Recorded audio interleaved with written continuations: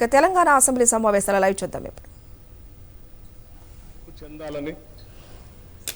నిధులు నీళ్లు నియామకాలు ఆత్మగౌరవంతో కూడినటువంటి తెలంగాణ రాష్ట్రం ఏర్పడాలని, అందులో అందరూ అభివృద్ధి చెందాలనేటువంటి ఆశతో తెచ్చుకున్న తెలంగాణ రాష్ట్రం ఒక దశాబ్ద కాలం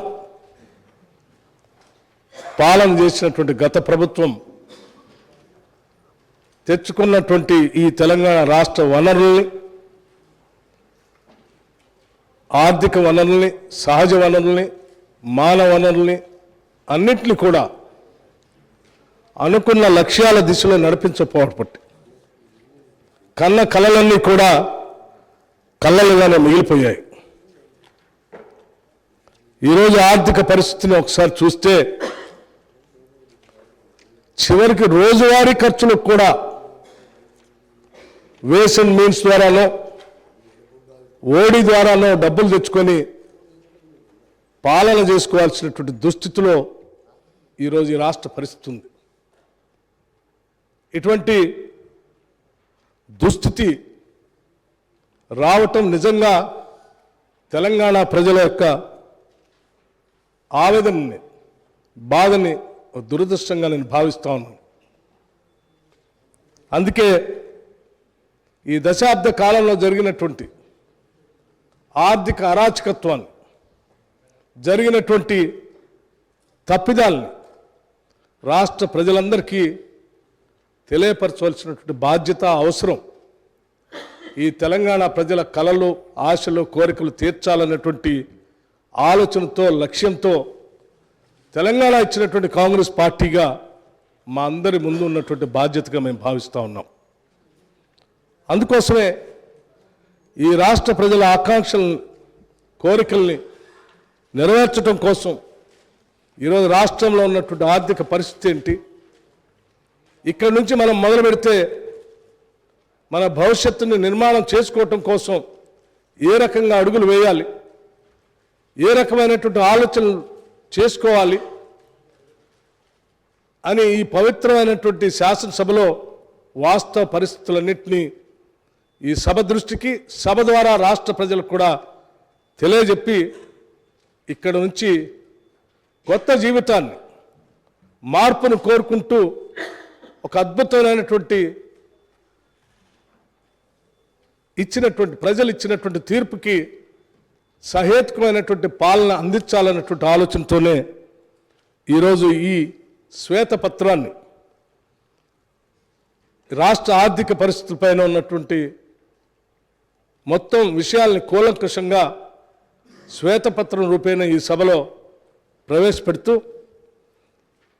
మీ ద్వారా గౌరవ శాసనసభ్యులందరినీ, ముఖ్యంగా ప్రతిపక్షాలకు సంబంధించినటువంటి శాసనసభ్యులను కానీ, ఈ సభలో రాష్ట్ర ప్రజల ఆకాంక్షలు నెరవేర్చాలనేటువంటి ఆలోచన కలిగిన ప్రతి సభ్యుడికి తెచ్చుకున్న తెలంగాణ రాష్ట్రం ఈ భారతదేశంలోని అద్భుతమైనటువంటి పురోగతి సాధించడం కోసం మనందరం ప్రయత్నం చేయాలనే ఆలోచన కలిగిన ప్రతి సభ్యుడికి మీ ద్వారా నేను విజ్ఞప్తి చేస్తా ఉన్నాను. మేము ఈ సభలో ఇచ్చేటువంటి ఈ వైట్ పేపర్ని, శ్వేతపత్రాన్ని సంపూర్ణంగా అవగాహన చేసుకొని, అర్థం చేసుకొని, భవిష్యత్తు కోసం, ఈ రాష్ట్ర ప్రజల అందరి అభివృద్ధి కోసం సహేతుకమైనటువంటి సలహాలు, సూచనలు కూడా ఇస్తారని నేను ఆశిస్తూ ఈ short discussion white paper and finances పైన చర్చ మొదలు పెట్టవలసిందిగా మీ ద్వారా విజ్ఞప్తి చేస్తూ ఉన్నాను. Thank you. Now short discussion Shri T Harish Rao గారు. ఇది ఇచ్చి 2 నిమిషాలు కూడా కాదు కదా అధ్యక్ష.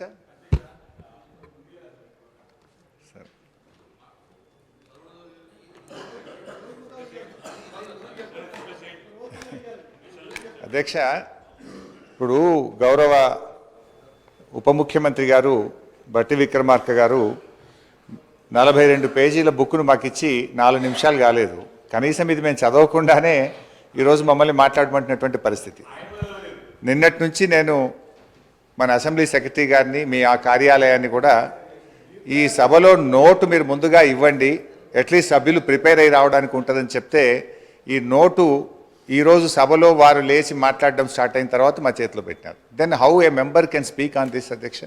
భవిష్యత్తులోనైనా నేను మీతో కోరేది ఒకటే, అట్లీస్ట్ ప్రభుత్వం టేబుల్ మీద పెట్టేటువంటి పేపర్ను ముందు రోజు సభ్యులకు ఇచ్చినట్టయితే సభ్యులు ప్రిపేర్ అయ్యి రావడానికి ఉంటుంది.